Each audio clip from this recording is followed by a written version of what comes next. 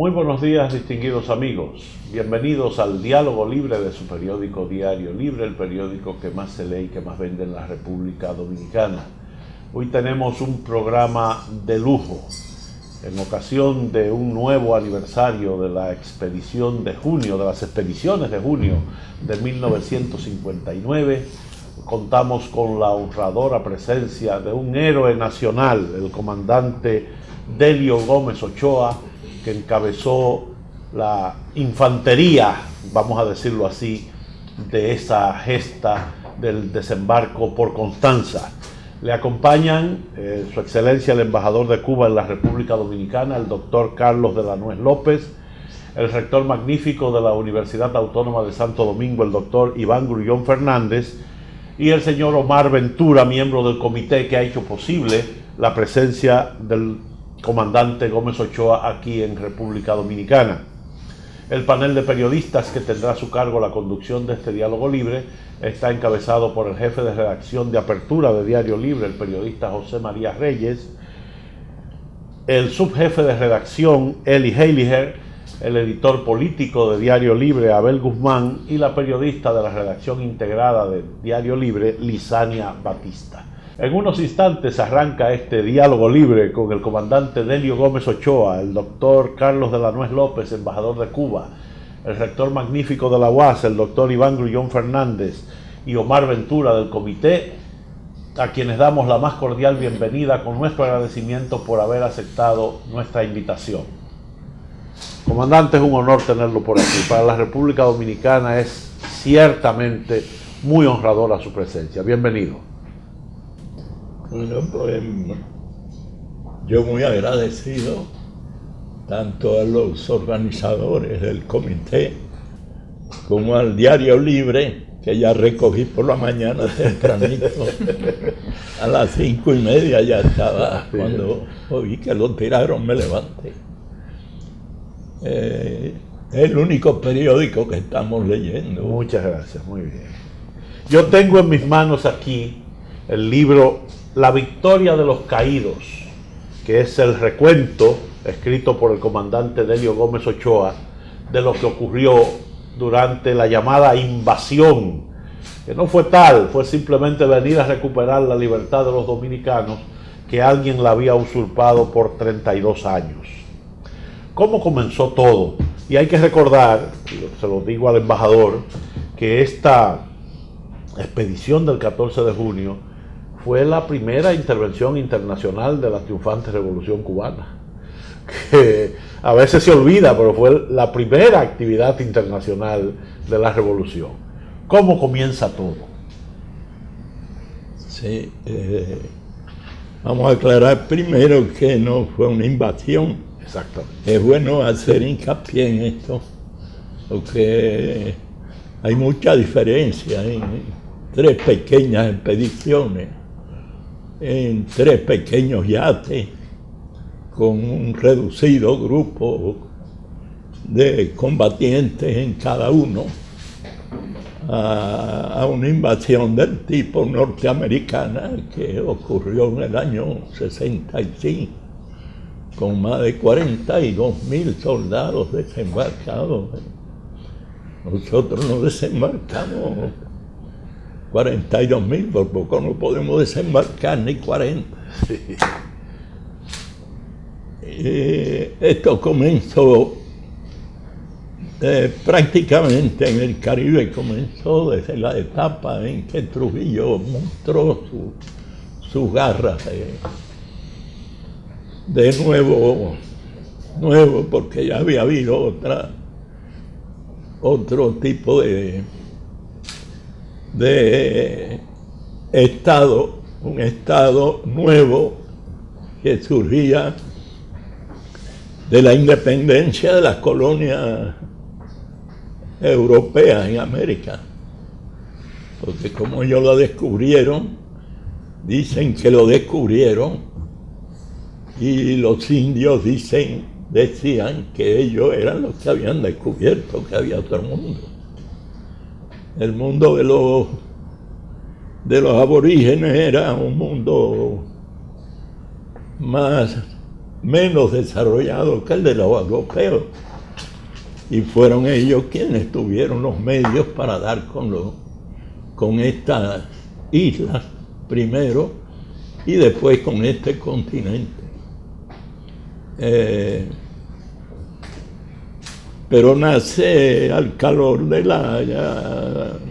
volviendo a la República Dominicana, de las luchas antitrujillistas y de la enorme cantidad de dominicanos para un país tan pequeño y tan poco poblado, que andaban por el mundo buscando asilo y buscando ayuda para tratar de cambiar un sistema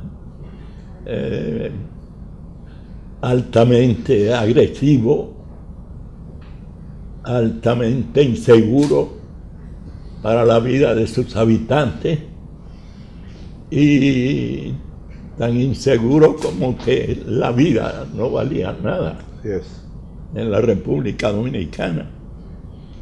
Es así casi desde el inicio de Trujillo como gobernante. Llegó al poder con todas estas cosas que los historiadores han demostrado hasta la saciedad de cómo respondió siempre a los intereses más espurios, más al borde siempre de la cosa de la delincuencia y del crimen, de la fuerza, de obtenerlo todo a través de métodos absurdos, inhumanos. Y es así que América Latina en general, en completa, era un consenso de todos los pueblos de América que Trujillo estaba condenado por la historia, realmente. Y bueno, pues al surgir la Revolución Cubana, hay que recordar que Fidel fue expedicionario de Cayo Confite, una expedición que fue vendida, tramitada, pagada a los jefes militares cubanos para que hicieran desistir de aquello los más radicales cubanos que participaron allí, como Rolando Maferrer Rojas, después jefe de los Tigres en Cuba, cuando comenzamos la lucha contra Batista. Y hay que recordar que también hubieron otras expediciones antes de las nuestras, otros intentos que fallaron también. De esa lucha que pudiéramos hablar de una diáspora dominicana. Cuando triunfa la Revolución Cubana. Pues triunfa con esas características que todos conocemos. Una revolución comprometida con los humildes, por los humildes y para los humildes. De eso no le quepa duda a nadie. Y que los humildes de antes son los que se han ido desarrollando y hoy constituyen estos enormes contingentes de médicos cubanos que desde que Fidel dijo que había que constituir a nuestro país en un país de hombres de ciencia, hombres de pensamiento, andan por el mundo llevando la salud siempre gratuita. No es liberando, no es solo liberar, no se trata de liberar pueblo, porque en primer lugar siempre digo nuestro querido comandante en jefe, que yo tengo que hacer alusión a él, porque se trata de la Revolución Cubana actuando en el plano internacional. Y él decía que libertad sin pan, es decir, libertad con hambre, no era libertad. Libertad sin educación no era libertad. Sin educación gratuita no era libertad.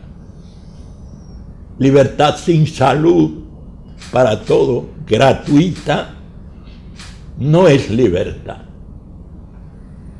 Libertad sin cultura, sin un desarrollo de la cultura de su pueblo, no es libertad tampoco. Así que cuando nos hablan de no, pero falta la libertad política, habría que poner en la balanza de lo justo o lo injusto que es más justo. Si libertad con democracia representativa, que yo no sé a quién representa, porque nunca representa a su pueblo y lo estamos viendo en muchos países. En muchos países. Yo soy amigo de los dominicanos y por lo amigo que estoy de los dominicanos, a quien siempre he querido con amor de niño, lo he dicho siempre, no me meto en los problemas de la República Dominicana. Ya me metí una vez contra Trujillo y la cosa me salió mal. Que tuvo sus derivaciones buenas después de aquello. Pero no me meto a discutir los problemas interiores de la República Dominicana por nada del mundo. Porque los dominicanos son suficientemente capaces y suficientemente inteligentes para resolver los problemas que tenga por sí solo. Y de ahí nace el principio y el derecho de no intervención en los asuntos internos de ningún país. El hecho de que las expediciones estas fueran el primer gesto internacionalista de la Revolución Cubana es resaltante. Pero habría que darle la vuelta a eso para ver cómo nace ese primer gesto de Cuba. No ya con lo de Cayo Confite y Fidel en Cayo Confite, no era así como pensaba ya Fidel. Fidel pensaba que los dominicanos debían hacer su lucha solo. Y nos decía, no metan extranjeros en este asunto. Y así se lo advirtió 1000 veces a Enrique Jiménez Moya. Muchas veces. Y debo aclarar que yo nunca fui jefe de estas expediciones. Yo fui solamente asesor para asuntos militares y de preparación y de organización y de disciplina en el campamento y de ayudarlos a reunirse en Cuba, todo eso. Pero yo no era el jefe de las expediciones. Era Enrique Jiménez Moya, había un segundo jefe político también, Reinaldo Santiago Pou, y había otros más, José Horacio Rodríguez, brillante y todo.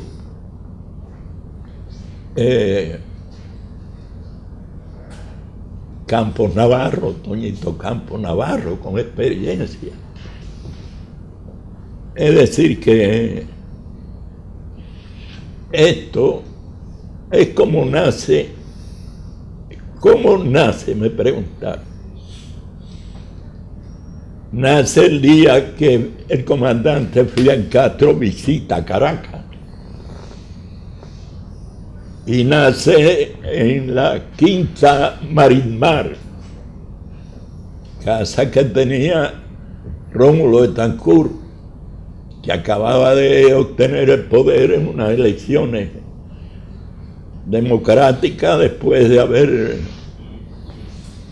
ocurrido el movimiento cívico-militar que llevó a Larrazábal al poder. Y cuando están en esta reunión en la Quinta Marín Mar, relatado por el que después fue embajador en Venezuela, el cubano que fue embajador en Venezuela después, relata esta reunión que es Betancourt quien plantea el problema de Trujillo y que él está dispuesto a dar todos los medios, lo que no puede ofrecer su territorio. Y dice, no, pero y están en esa reunión los dominicanos representados. Y entonces es cuando Fidel le dice, no, yo puedo apoyarlo. Yo puedo ayudarlo con la experiencia que tenemos. Los venezolanos habían consentido que los dominicanos que estaban en Venezuela, en la Unión Patriótica Dominicana en Venezuela, utilizaran las armas que Carlos Larrazábal le había entregado para una expedición contra Trujillo antes de terminar la revolución cubana, antes de terminar la guerra en Cuba, mejor dicho. La revolución cubana no se terminará jamás. Esas armas podían ir a Cuba a apoyar la lucha en las montañas y a la vez llevar un grupo numeroso de dominicanos para ser entrenados en la lucha guerrillera, ya que era una lucha real y podían ellos aportar, los dominicanos, el apoyo ese que ya recibían los cubanos desde la etapa en que existió Máximo Gómez y toda aquella pléyada de generales que dieron instrucción al ejército mambí. Es decir, que se quería hacer algo parecido, pero esta vez con más recursos y otro tipo de lucha, otro tipo de circunstancias rodeaban todo aquello. ¿Qué ocurre? Que Jiménez Moya es autorizado con una carta de la agrupación de ellos en Caracas a ir a la sierra en un avión que Betancourt ponía, Larrazábal ponía a su disposición para conducir esas armas, que consistían en unos 150 fusiles norteamericanos semiautomáticos, Garand, una buena arma, sí, fabricada ya casi a final de la guerra, bastante moderna. Unas 20 ametralladoras, fusiles ametralladoras Browning y 10 ametralladoras de sitio, trípode, ametralladoras de sitio. Y alrededor de 1 millón de balas. Pero solamente viaja un dominicano conduciendo la carta de presentación y en espera de que el comandante en jefe autorice a un grupo de dominicanos que están en Caracas, que están en Venezuela, que se están preparando para una expedición contra Trujillo, en la cual están Poncio Pausaleta y además Reinaldo Santiago y una serie de compañeros que después mueren aquí en la expedición del 14. Llega a la Sierra Maestra el 10 de diciembre, el 10 al 12 de diciembre. Estaba Fidel enfrascado en una gran batalla que se llamó la Batalla de Guisa, donde realmente se produce el cambio, el vuelco a favor de las huestes rebeldes contra un ejército organizado, parqueado, abastecido por los Estados Unidos, desde la base naval de Guantánamo y desde Miami, que iban los aviones a Colombia a llevar. Todas las bombas decían Made in USA, Made in USA, las bombas que no explotaban. Todo decía Made in USA. Los fusiles decían Made in USA. Los fusiles que le arrebatábamos a los batistianos. Algunas ametralladoras Cristóbal, que eran de Trujillo, no tenían el Made in USA. No tenían marca ni tenían número. Cogimos 10.000 ametralladoras de esas que Trujillo le vendió a Batista. Dinero que después le cobró estando aquí preso en la República Dominicana. De mala forma. Se lo cobró de mala forma. Bastante. Es persuasiva. Persuasiva. Muy persuasiva. Así es como nace. No hubo posibilidad de entrenar a los dominicanos porque la guerra duró apenas 20 días después. Se terminó. Enrique Jiménez Moya se incorporó a las tropas que estaban ya en el sitio de Mafo, un centro de mucha fuerza del enemigo, en contramaestre, previo a la entrada a Santiago de Cuba. Vencido ese, se rindió el Moncada el día primero y el día 2 se rindió la fuerza que estaba en Mafo. No se rindieron antes que la fuerza del Moncada, donde estaba la jefatura enemiga. Es decir, que esos guardias pelearon, que dicen que los guardias cubanos no peleaban. Y sí pelearon muy fuerte, muy duro. Eran soldados muy disciplinados y se debían más a una disciplina militar que inclusive a los jefes. El jefe de las 3 compañías que se rindieron después en el cuartel de Mafo, que era el BANFAI, Banco de Fomento Agrícola Industrial. El jefe de las tropas que estaban allí no era el coronel que estaba allí, era un teniente.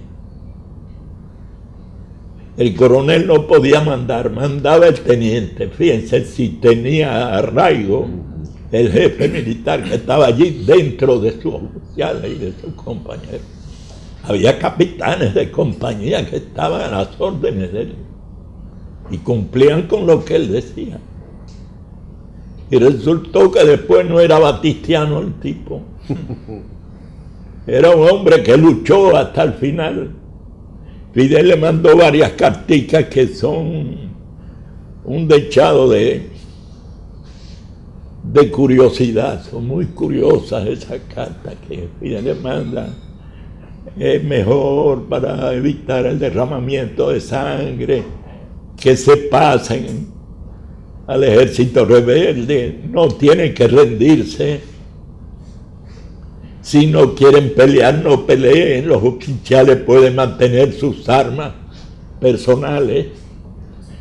Y ese hombre no se rindió y le hace un papelito a Fidel diciéndole: no, voy a esperar el día de hoy, y si mañana a tal hora no ha llegado el refuerzo desde la granja de Bayamo, que era donde estaban los tanques Sherman, la dotación grande, más fuerte en Oriente,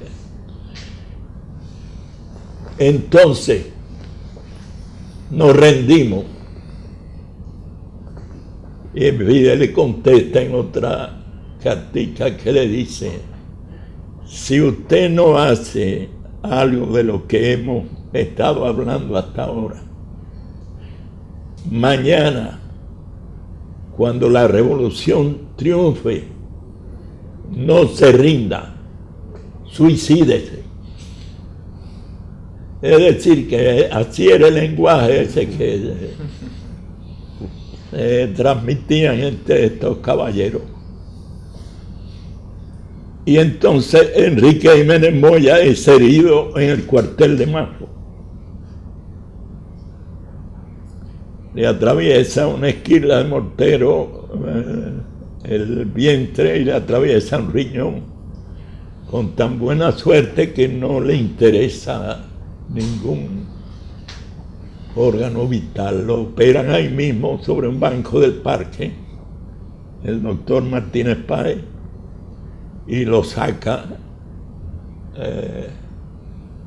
lo queda vivo, y en 3 o 4 días ya estaba caminando.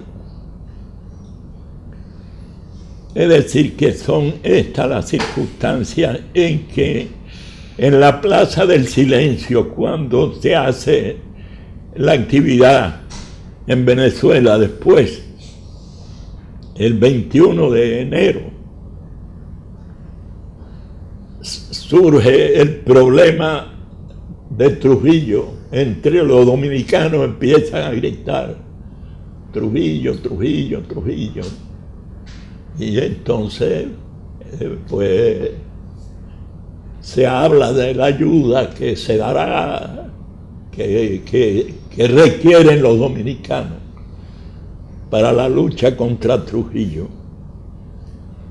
Y entonces Fidel dice, bueno, si hay que dar una ayuda, Betancur está de acuerdo, él participa en el meeting, asistió cuando vio la enorme cantidad de pueblo que fue a recibir a Fidel.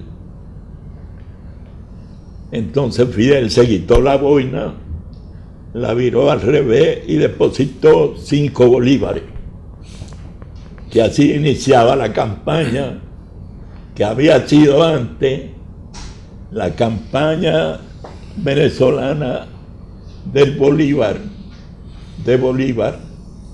para Cuba, que se llamó la campaña anterior, la marcha de Bolívar hacia Cuba, en apoyo de Cuba, que se recogieron unos cuantos millones. Y aquí inmediatamente aquello se llenó de billetes grandes, que después continuó la campaña esta para la ayuda a la República Dominicana, donde Betancur se había comprometido a participar. Conclusión, todas estas cosas muchos de ustedes conocen. Cómo terminó en aquella crisis del Caribe, cómo cambió el panorama. Yo estuve 2 años prisionero en la 40. Y de algunas cosas llegué a enterarme mucho después. Pero he leído mucho sobre el tema. Y vi cómo se fue convirtiendo todo lo de la lucha contra Trujillo en una lucha que había que pasar por Santo Domingo para llegar a Cuba. Ya no era, Betancur exigía para votar en la OEA contra Cuba que los americanos condenaran a Trujillo. Así fueron las discusiones, tan inmoral como todo eso. Sí. Y el señor Robert Kennedy planteó en una reunión en la Casa Blanca con su hermano de las Naciones Unidas, que los representantes de Estados Unidos en las Naciones Unidas y en la OEA, que no olvidaran la posibilidad, oiga esto, de volar el consulado norteamericano en Santo Domingo. Está por escrito ahí, están los documentos de la Universidad de Columbia, que yo los tengo y estaba en uno de esos libros que publiqué aquí, que me publicaron. Volar el consulado dominicano en Santo Domingo con esas mismas palabras, para buscar la diagonal. La diagonal era de La Habana. Es decir, que así de inmorales fueron las reuniones de la OEA aquella, que sigue siendo, no ha cambiado ni de nombre ni de apellido, sigue siendo. Como la bautizó los Raúles, Raúl Roa y Raúl Castro, lo bautizaron como el Ministerio de Colonias Yanquis. Don José María. Comandante, 58 años después de la expedición del 14 de junio, es mucho lo que se ha escrito, mucho lo que se ha dicho, ¿verdad? Lo recoge la historia, pero viendo uno lo que se produce al momento de la llegada, el retraso de las lanchas, ustedes tienen que aterrizar en un aeropuerto militar, que a cualquiera no se le ocurriría aterrizar en un aeropuerto militar, ¿verdad? Porque sería peligrosísimo. Entonces, 58 años después, si no hubiesen ocurrido ese tipo de cosas, ¿cuál hubiese sido la suerte del movimiento? ¿Hubiesen sido diferentes las cosas? Pero ¿cómo es la pregunta concreta? Digo, viendo uno el retraso que se da en la llegada de las lanchas, sí, y ustedes que tuvieron que aterrizar en un aeropuerto militar, si estas cosas no hubiesen ocurrido, ¿cuál hubiese sido la suerte de Trujillo? ¿Ustedes creen que hubiesen tenido éxito en la expedición? Sí, si no hubiéramos pensado así, no hubiéramos venido. Porque estábamos seguros de que algo... Poncio Pau decía, no, salimos como que vamos para allá a tirar el primer tiro a ver lo que pasa. No fue así. Todo estuvo bien estudiado. Desde fuera, nosotros no recibimos ninguna información que surgiera de la República Dominicana, ni de su geografía, ni de... Yo vine con unos mapitas de la Standard Oil Company que tenía más o menos. Sí, que hacía unos mapas de cada país. La cosa de los ríos, las montañas, eso nada más. Y una brújula que traje, con eso me orientaba, porque ya yo tenía experiencia en las montañas orientales y también de las ciudades, de la lucha en las ciudades. Y por eso parece que me habían escogido a mí un poco para asesorar a los dominicanos en esta cuestión. Y mire, la sorpresa es el primer factor que hay que tener en cuenta. Y todo fue la sorpresa fue maravillosa. Llegamos a Constanza, aterrizamos felizmente, le dimos vuelta al avión, el avión que no se podía quedar, teníamos todo previsto, el avión daría la vuelta, descargaría a sus hombres, pero no pensamos hacerlo tan felizmente como nos salió. Pensamos que íbamos a aterrizar en la sabana de San Juan. Sí, era el plan original. Sí. Que era lo que teníamos planificado. Pero Juan de Dios, en medio me llamaron a la cabina. Juan de Dios había planteado a los pilotos y a Enrique, que iba en la cabina, que en San Juan Trujillo había cortado muchos árboles y había tirado en los lugares que nosotros pensábamos aterrizar, que eran unos llanos que al parecer eran muy buenos, pero que dice que había cavado zanjas y que habían tirado esto. Cundió el pánico ahí mismo, porque sabe cómo son esas cosas. Sí. Para no hacer lo que hay que hacer, siempre hay los más dispuestos. Entonces, pues no se puede aterrizar ahí. Y nos alegramos muchísimo porque cuando me dijeron, pero hay el aeropuerto de Jarabacoa, entonces me dijeron, bueno, en el aeropuerto de Jarabacoa no vamos a poder despegar el avión porque es un C-46.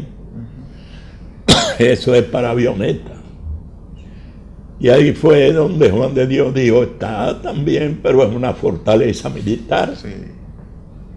Aterrizar, ¿y qué pista tiene? No, esta tiene una de 1200 metros.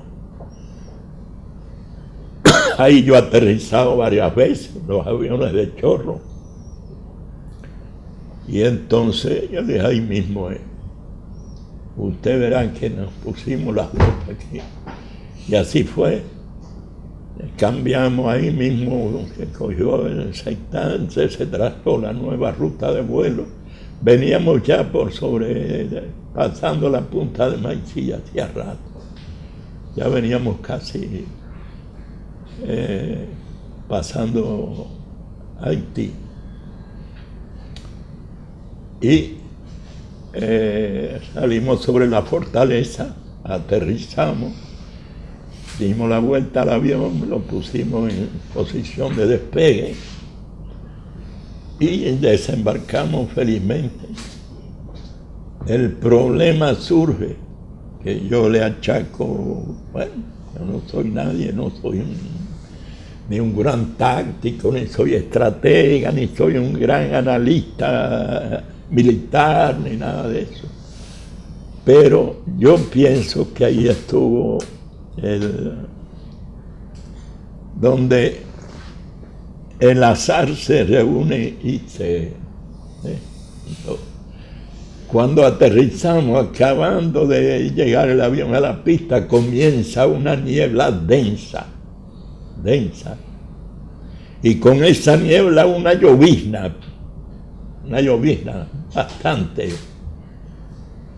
de bastante humedad. Y cuando, después que despegamos el avión, después del encuentro con los soldados que salieron de la fortaleza y todo eso, los disparos que se producen allí, se incendió el tanque del avión, del camión. Era un camión, un jeep y un carro, un automóvil. Y que venían por el costado de la pista, por el borde, uno de los bordes de la pista, porque el avión se le hizo sospechoso. No hay tal identificación de que el avión, al ver que tenía la bandera dominicana al revés, todo eso es un cuento inventado después. Sí. Porque con la niebla que había, no había ser humano posible que pudiera distinguir la bandera en la cola del avión. Es decir, todo eso que han dicho los superoficiales trujillistas de entonces, que ellos identificaron y que se dieron cuenta por el que era un avión enemigo. Se identificaron tanto, ¿por qué no destruyeron el avión? Claro. Porque la dotación que estaba en la ametralladora 50 que tenían en la punta de la pista, se fue de la ametralladora, dejó la ametralladora ahí. Eso después en los interrogatorios con Ramfi incómodo, dijo, no, todos están presos. Y dijo una palabrota. Bien grande. Por esto, yo no sabía que esto existía. Entonces, sí, una cosa que nos protegió fue eso. La niebla. La niebla, la llovizna, pero la llovizna a su vez nos perjudicó, porque los hombres habían caminado los 2 días antes, los del avión, habían caminado mucho porque yo los había dejado en un lugar que se llama Cayo Espino, muy cerca del Turquino, muy cerca no, para que caminaran. Yo los llevé 4 o 5 días antes de que los yatecitos fueran para Antilla. Y entonces los mandamos a que subieran el Turquino y bajaran el Turquino en la etapa de entrenamiento todavía, que era importante que pudieran subir y bajar loma. y ver quién no podía hacerlo y que no viniera el que no pudiera hacerlo. Ahí se quedaron como 3 o 4 que no pudieron hacer la caminata bien, se quedaron. Eran más, eran como 60. Realmente pensamos traer 50 en el avión y vinieron 54, vinieron bastante. Yo pensé que quizá no pudieran venir tanto.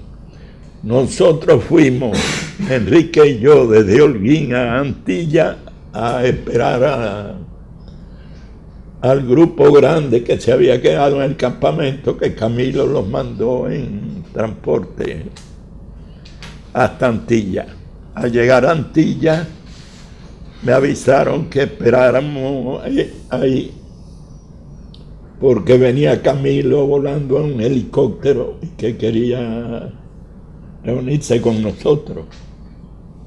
Llegó Camilo, se tiró ahí, mucha alegría de todo el mundo. Me invitó a un barcito que había allí en el espigón del puerto de Antilla. Me invitó a un trago de ron Bacardí, que era entonces un ron muy bueno. Ya no lo hacen bueno. El Bacardí es malísimo, el bueno es el Habana Club y el Brugal. ¿No? Y el Brugal y el Barceló también es bueno. Y hasta el Bermúdez. Es buenísimo, lo que tienen muy poco los Bermúdez. Bueno, pues esa llovizna hizo que la gente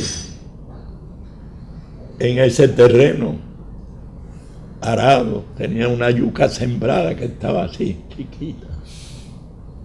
Tenía batata sembrada también. Y ahí empezaron a rebalar la gente y a llenársele las botas de lodo. Y muy pesado, muy pesado. Llegamos a una zanja de agua de los regadíos que había ahí. Ahí había una colonia, yo no me acuerdo ahora si era española o israelita, no recuerdo. Eran españoles. Españoles. Valencianos casi todos. Ahí cogimos un soldado que estaba sacando batata y después cogimos otro soldado más, pero uno se fue con el otro grupo.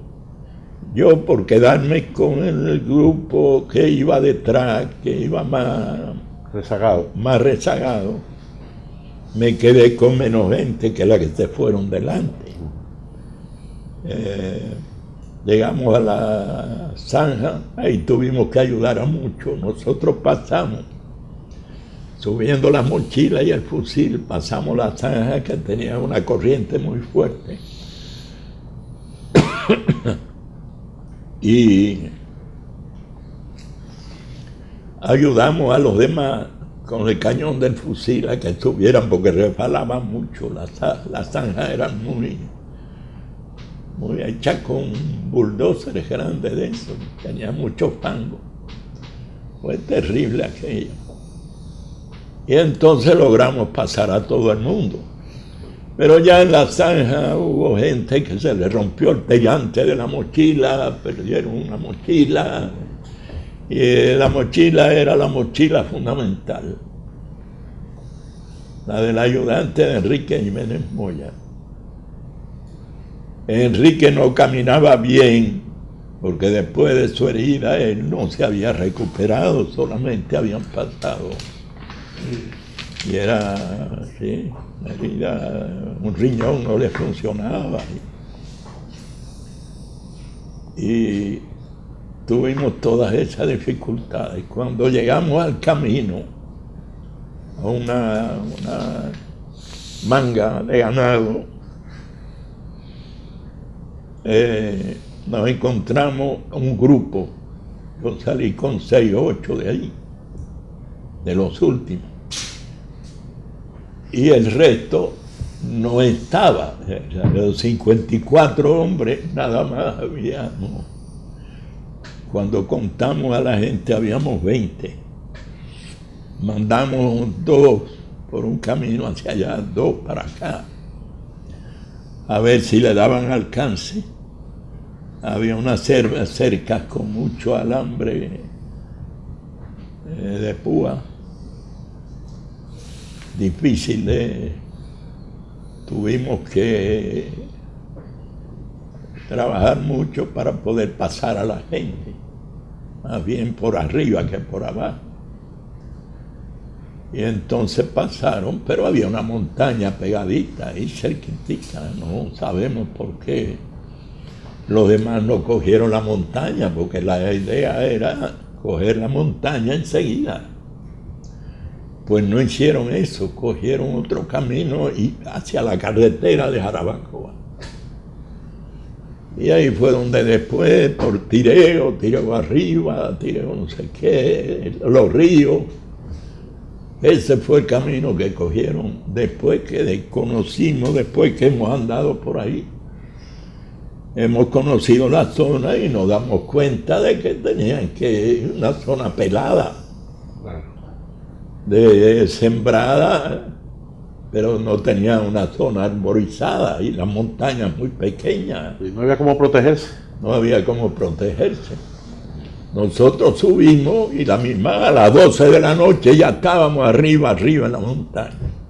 Y desembarcamos allí a las 6 en punto de la tarde. El que diga otra cosa no está diciendo la verdad. Salimos de Cuba a las 2 de la tarde en punto. Y llegamos aquí a las 6 de la tarde en punto. Muy bien. Don Eli. Yo lo vi en el reloj. Sí, yo quiero preguntarle a los demás integrantes del panel, ¿qué tipo de actividades tiene el comité con motivo de este nuevo aniversario? Si hay algún acto especial, profesor. Sí, buenos días. Primeramente agradecer al Diario Libre, a su director Don Adrián y su staff. Sí, nosotros conjuntamente con el auspicio de la Fundación Héroes de Constanza, Memoria de Hondo, de la mano siempre con la Universidad Autónoma de Santo Domingo, su señor rector magnífico, doctor Iván Grullón, hemos ido confeccionando un programa, sobre todo en el mes de junio. Esta es la primera actividad que celebra don Delio Gómez, el comandante. Llegó el viernes pasado y hoy está aquí. El lunes tenemos una ofrenda floral en Bonao, en conmemoración y recuerdo al compañero y hermano y amigo de don Delio, Mayobané Parra. El 13 tenemos una conferencia panel y una exposición en el Archivo de la Nación con el profesor honorífico Roberto Casal. Esa área la está dirigiendo la meritísima profesora de Historia Carmen Durán. Después vienen los actos clásicos en el mausoleo, la respectiva ofrenda floral, casi eso es un día entero, quien la preside históricamente a la Universidad Autónoma de Santo Domingo, la graduación en la tarde, que es una graduación en la Universidad Autónoma clásica dedicada a la expedición y a su expedicionario, el 14. El 20 tenemos una actividad en Santiago de los Caballeros, en el Centro León. Quien dará la palabra de semblanza tanto del comandante Delio Gómez Ochoa como de Fidel Castro será el gran jurista don Negro Vera. Habrá una intervención del historiador Eliade Acosta y los agradecimientos natural del señor embajador por el Estado cubano, Carlos de la Nuez, y cerrará con la gracia de la profesora Carmen Durán. El día 30 le pido permiso al señor rector.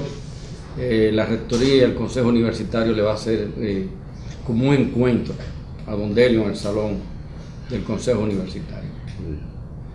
Se está coordinando algunas actividades, hay pautadas en la provincia de España, en Moca, declararlo hijo distinguido. para el 9 de junio, me parece, se ha cogido ese julio, esa fecha, porque ese día sale Delio, no tengo el dato preciso, o de la prisión o se va ya para Cuba. Hasta ahí son los acontecimientos y sigue abierto porque Delio, un dominicano más, se pasa cuatro meses aquí haciendo vida común con todo el mundo y está a su orden. Él ha dado más por los dominicanos que un paquetón que yo conozco. Doña Lizalia. Gracias, perdón. Sí. Yo quería preguntarle al señor Delio, ¿cómo se manejaba la información en ese tiempo, tanto de aquí, quiénes eran los contactos para llevar a cabo estas expediciones? Los contactos, ¿cómo se manejaban las informaciones? La información. Ajá, la logística, ¿cómo funcionó? Sí, bueno, nosotros creamos una oficinita que funcionaba con un dominicano y una cubana que era hermana de Celia Sánchez, Acacia Sánchez, en los altos del Club 21. En un apartamento que había ahí se puso la oficina esta que era En La Habana, ¿no? en La Habana, para hacer este tipo de contacto. Es decir, las informaciones de inteligencia que tenían se obtenían a través de por ahí, por la radio, escuchando radio dominicana. ¿Tus contactos aquí? ¿Quiénes? Sí, exactamente, sí. Y teníamos alguna información a través de los radioaficionados, fundamentalmente. ¿Por qué? Porque Radio Rebelde se constituyó, la de la Sierra Maestra, con radioaficionados. Y tenía mucha práctica en estas cosas. Y todo lo que recibíamos, lo recibíamos, pudiera ser más cierta, menos cierta, más certera o menos certera. Pero sí teníamos algún tipo de información.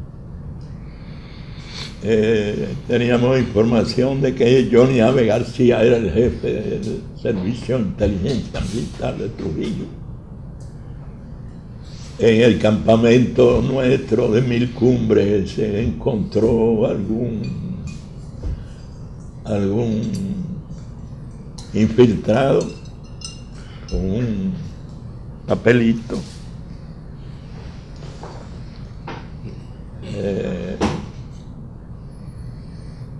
que después lo dejaron salir. Después de las expediciones lo dejaron salir.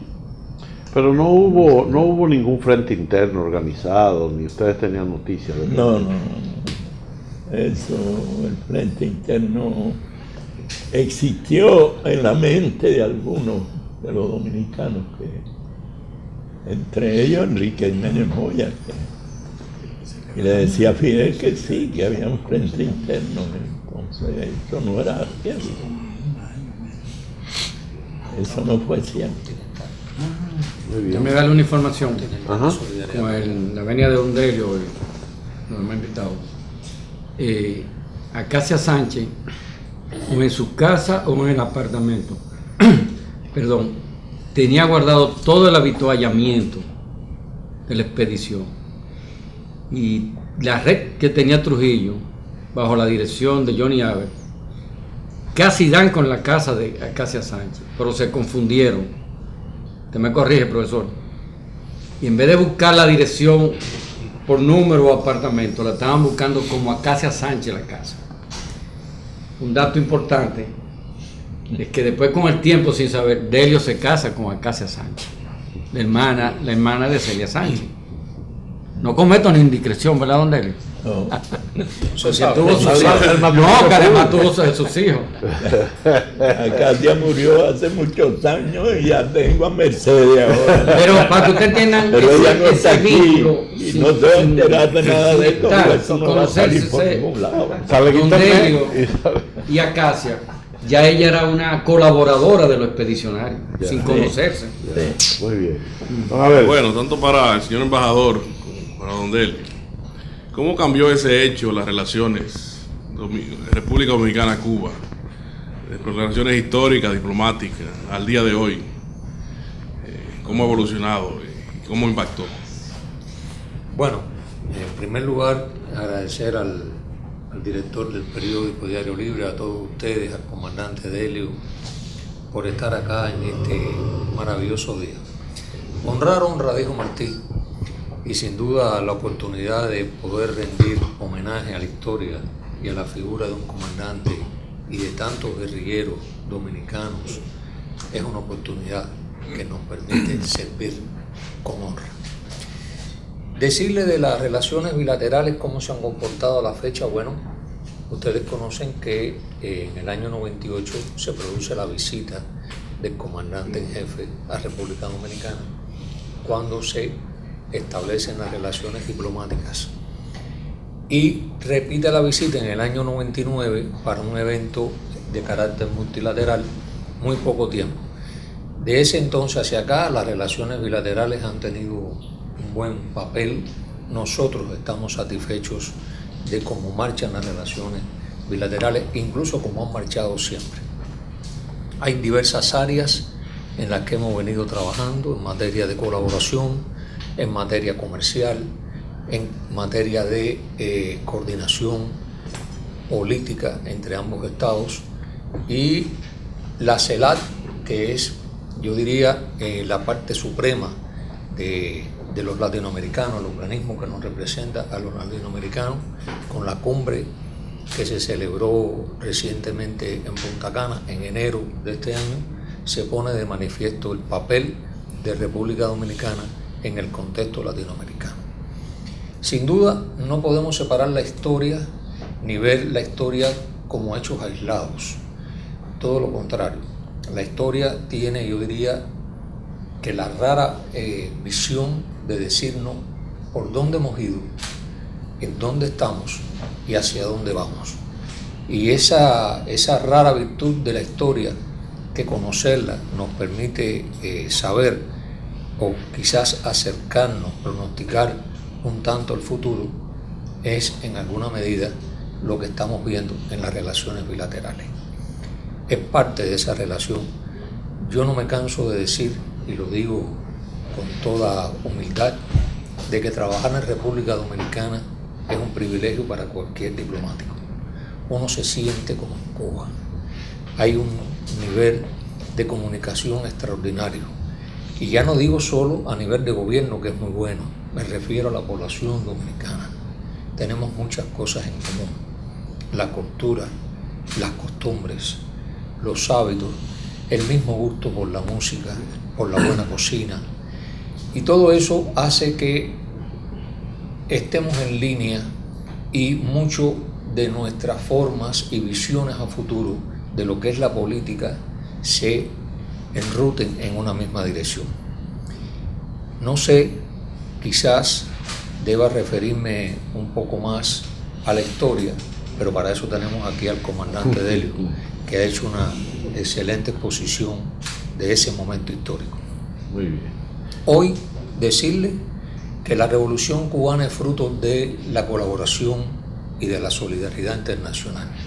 Precisamente el 14 de junio se cumple el 89 aniversario del natalicio de ese comandante argentino, el comandante Che Guevara. Y podemos decir que es un ejemplo de solidaridad. También se cumple un aniversario más del natalicio de Máximo Gómez, que estuvo escondido en la casa del general Luperón y que fue protegido por el general Luperón cuando las tropas españolas pedían que fuera devuelto por su papel y por su jerarquía en el ejército español. Y así podríamos enumerar una gran cantidad de hechos históricos que expresan el porqué de ese sentimiento de solidaridad de Cuba con el mundo. Hemos, en alguna medida, a lo largo de estos años de revolución, retribuido modestamente lo que hemos recibido. Y en ese contexto, repito, están también las relaciones bilaterales. Muy bien. Gracias. Yo no quiero que esto se termine sin que usted me hable de Pablito Mirabal. el jovencito de 15 años que vino, tenía fama de buen tirador y que junto a usted sobrevivió. Yo creo su valor lo salvó. Debía de salvarse, porque realmente pasó por muchas situaciones difíciles. Pablito, yo me lo encontré en un campamento rebelde, con una escopeta de un solo cañón, amarrada con alambre, cuidando unos presos que estaban en un pequeño bohío. Cuando llegamos al cuarto frente oriental Simón Bolívar, recién constituido en aquella época por el comandante en jefe, ya en los meses finales de la guerra. Y Pablito vivía en una colonia de caña que le llamaban las 1009, tenía 1009 caballerías, y todo era caña. Entonces Pablito en uno de esos barracones de ahí vivía con su papá y su mamá. Pero él había decidido con 12 años irse para el monte, así eran los niños cubanos entonces. Eso era típico, que los niños tuvieran o no estuvieran con la familia o estuvieran con otra familia. La que mejor le cayera en el campo era así. Y Pablito fue uno de esos muchachos, pero él tenía inquietudes. Y él iba a una bodeguita donde oían radio y se oía el radio de la Sierra Maestra, se oía el radio rebelde. Y por ahí sabía que las columnas estaban llegando al llano, y entonces se fue y encontró una de esas columnas. Y el jefe de esa columna lo aceptó, dándole una escopeta de uno que se había cansado, se había ido, para que cuidara 2 presos que tenía en ese bohío. Esa era la cárcel que tenía. Y un jefe de columna muy famoso, Lalo Sardiña, que fue muy famoso en ese frente, le dio esa tarea. Y cuando yo bajé, da la casualidad que paso por ahí a ver al jefe de esa columna y me encuentro con Pablito ahí. Inmediatamente se me acercó porque él era muy abierto y tenía mucha facilidad para hacer amistades, ¿no? Casi descalzo, semidesnudo, con unos pantalones mucho más grandes que los que él era. Y después de hablar con el jefe, yo le dije: ese muchacho que tienes ahí, trata de conseguirle ropa, ponlo, y trata de mejorarle el arma, porque si se le van los presos no puede tirar un tiro porque no tenía ni cartucho de escopeta. Así que, y así fue. Entonces me dijo: no, yo lo tengo ahí porque el Che pasó por aquí y quería llevárselo. Y él no se quiso ir, y pasó Camilo y quería llevárselo. Y él no se quiso ir. Y ahora él se quería ir conmigo. Parece que... Y entonces salió conmigo, se montó en el jeep que yo andaba, en un jeep ya. Y tan pronto pudimos, le cambiamos el fusil, le dimos un M1 corto, pequeño, y de ahí, bueno, tiró muchos tiros en el cuarto frente, estuvo en varios combates. Participó en el combate de Puerto Padre, en la toma de Puerto Padre, que duró 2 días, y se portó muy bien. Pero entonces le dio porque no quería despegarse de mí. Bien, y bueno, pues lo vestimos un poquito mejor, le conseguimos un uniforme y empezó a... Pero finalizada la guerra, hablamos con unos curas amigos nuestros que estaban en Holguín, que tenían un seminario, y lo mandamos a la escuela para que estuviera en la escuela, y se quedó en la escuela. Pero como 15 o 20 días después de estar yo a cargo de los problemas estos de los grupos de liberación, se me apareció en La Habana. Había dejado La escuela. se escapó de la escuela y se apareció en La Habana. Y me encontró, porque los rebeldes estaban en La Habana ya y lo condujeron. Y así fue como desde casi el inicio del campamento de Mil Cumbres, Pablito está en Mil Cumbres, en el entrenamiento, y ayudando en el entrenamiento. Él sabía cómo se hacía un fogón guerrillero, él sabía cómo se armaba una máquina, él sabía orientarse en las caminatas, en las montañas, él sabía muchas cosas. Pero cuando íbamos a venir, él no estaba supuesto para venir ni nada de eso, no íbamos a permitir que un menor de edad se metiera en una misión de este tipo. Era una responsabilidad. Y lo dejamos. Y cuando llegamos al avión, ya cuando íbamos a salir, él había hizo la caminata con los muchachos hasta el Turquino.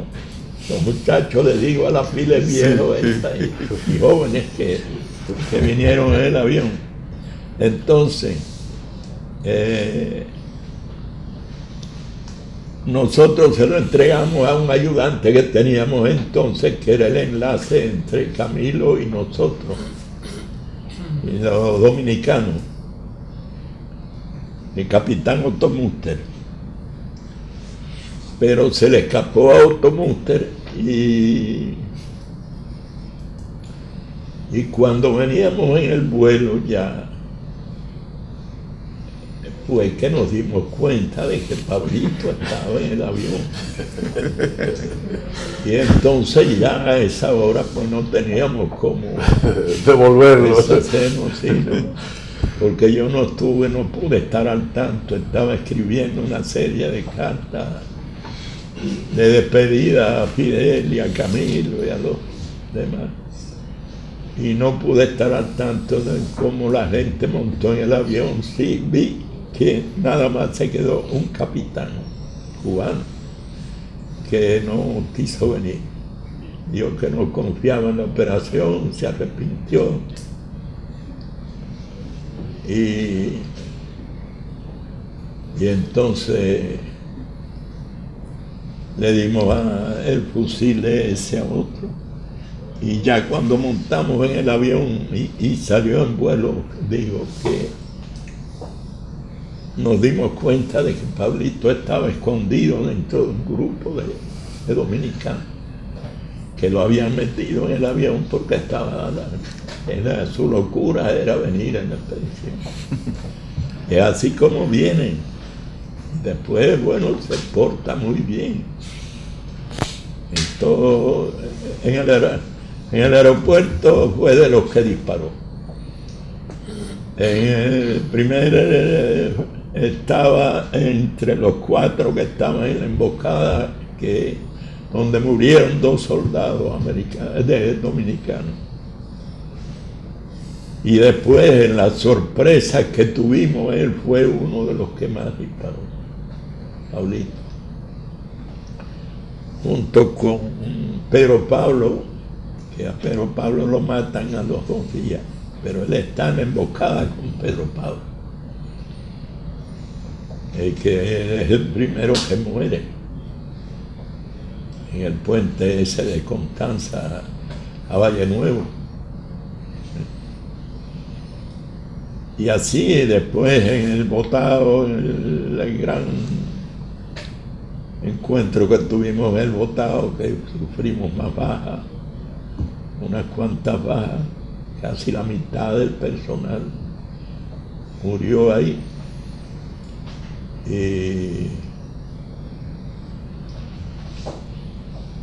éramos 19 ya y nos quedamos 12. Quedamos 12 ilesos, entre ellos Pablito, que se portó muy bien. Que hay un momento en que nos encontramos en la retirada y me dice, oye, se me quedó la mochila. Y digo, ¿y qué vas a hacer ahora con el fusil? Si las balas las tienes en la mochila. Salió ahí mismo corriendo, volvió para atrás, se metió en el bohío, haciendo zigzag, bajo un fuego infernal. Y yo no sé cómo. Y así volvió, pero disparando siempre, ¿sabes? Y después caímos en otra emboscada, también disparó, caímos en otra más, disparó, y fuimos perdiendo gente así de emboscada en emboscada. Siempre 1 o 2 de la vanguardia caían. Hasta que quedamos 7 o 8, Reinaldo Santiago, que estaba conmigo, con Seopou, lo habíamos dejado en un lugar que lo recogimos después, con Francisco.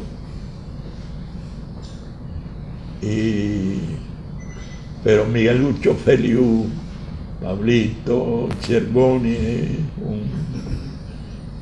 un puertorriqueño, apellido Cervoni,